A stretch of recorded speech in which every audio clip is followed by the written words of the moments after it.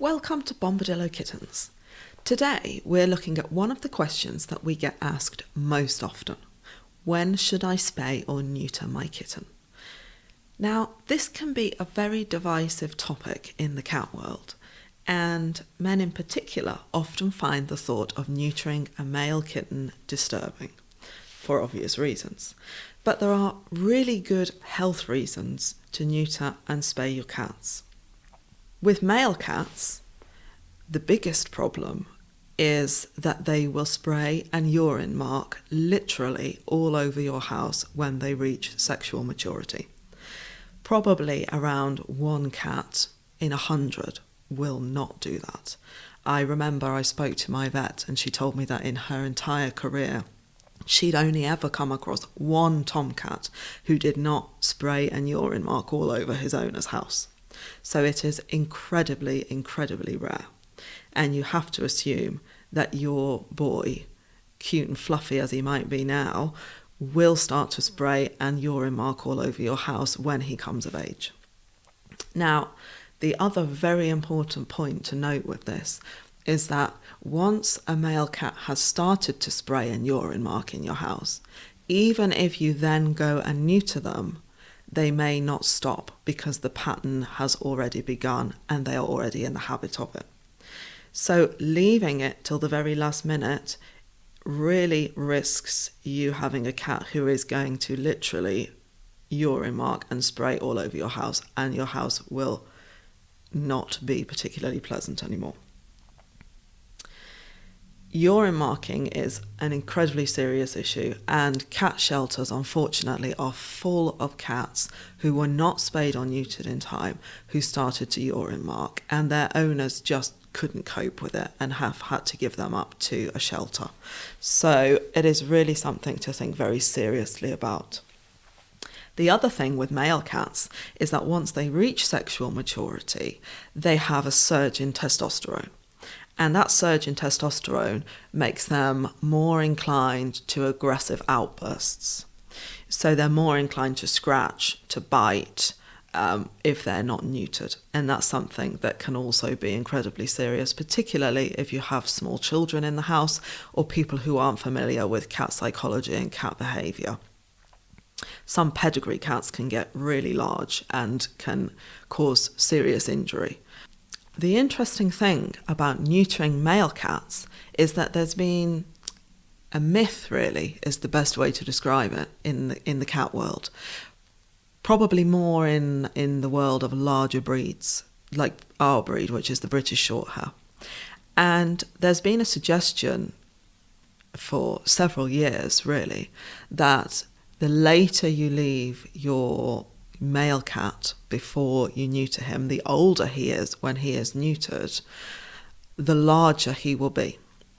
And in breeds like the British Shorthair and probably the Maine Coon, where we want our cats to be nice and big because that's one of the breed standards, this has been quite attractive to some people. And lots of breeders even have been misinformed and have been advising their new kitten families not to neuter their boy until he's in some cases a year old or even 18 months old. Now, by 18 months old, that boy will almost certainly, 99% chance, will start to spray in your house. And then you have all the problems we've just talked about.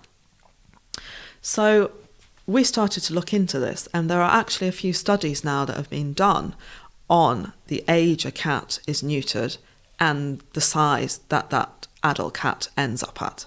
And there is no correlation. In fact, the opposite was found. So boys who were neutered at a younger age actually ended up marginally larger than boys who were neutered at a later age. So if you have come across this myth, just bear that in mind. Go and find the studies, do your own research, make your own mind up. And bear in mind the risks that your cat might start to spray all over your house. In female cats, the risks are slightly different. When female cats reach sexual maturity, they come into season or come into heat. So for roughly 2 weeks, they'll be in season or in heat, and then for 2 weeks, they'll be out of it. And then they continue to cycle like that all through the spring and the summer.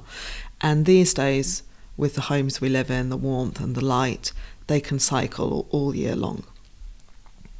When female cats come into heat, they call, which means they meow repetitively and at a very, very, very high volume.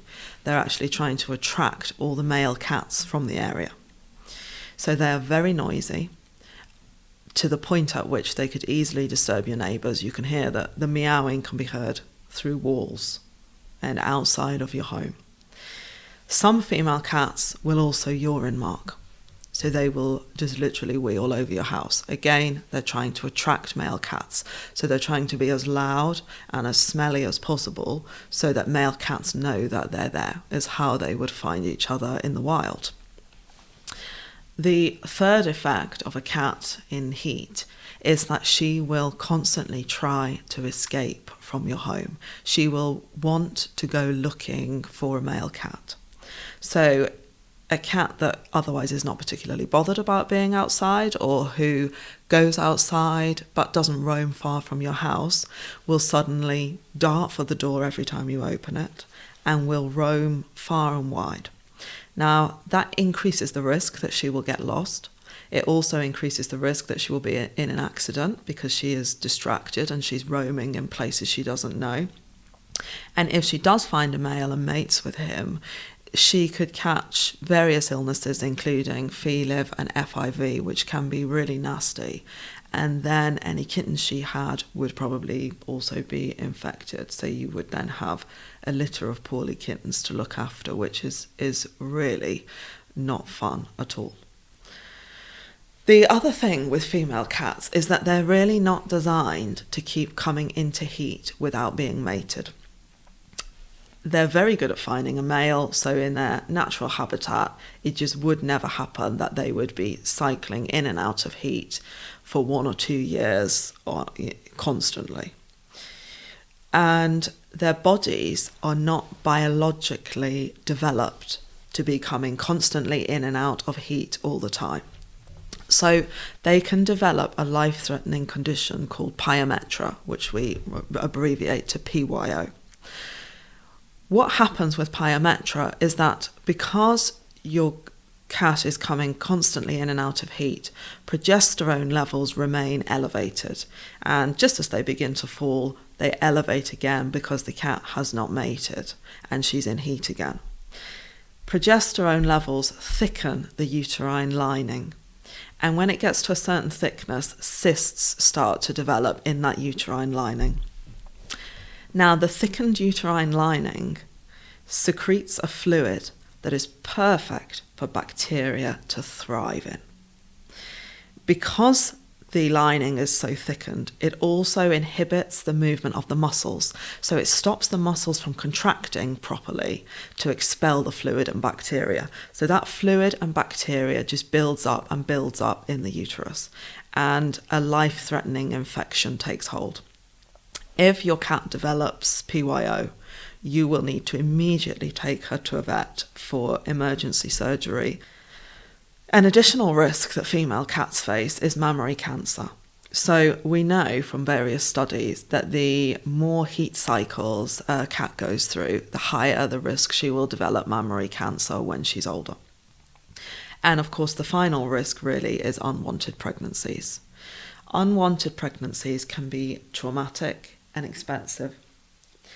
And if your cat is quite young, which she's likely to be if you've recently got her and she's not yet spayed, she will be far more likely to have problems giving birth because she will be small, and she will therefore be at much higher risk of an emergency C-section, which is incredibly expensive and frightening, and more often than not happens at about 3 o'clock in the morning.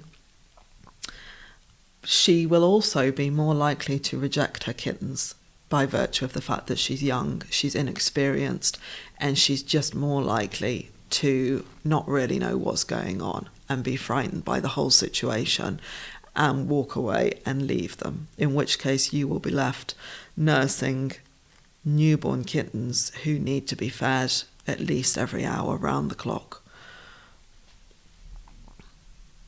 So the risks for both male and female cats, if they reach sexual maturity without being spayed or neutered, are very high. So, when is the best age to spay or neuter your cat?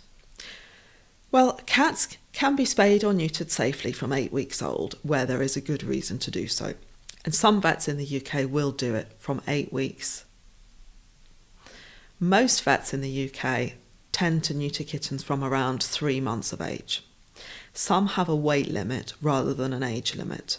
So 1.2 kilograms, 1.4 kilograms. It varies a little bit from vet to vet. So you will need to speak to your vet in order to find out where their cutoff is. We suggest neutering and spaying kittens between 3 and 6 months of age. In the British Shorthair breed, cats usually are considered to reach maturity at around 12 months of age.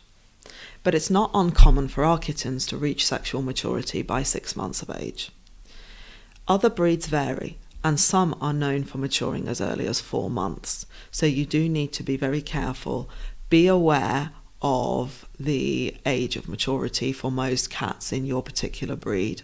If you can speak to the breeder of your kitten, speak to them, ask them what age mum and dad reach sexual maturity, what age kittens from previous litters from the same parents have reached sexual maturity.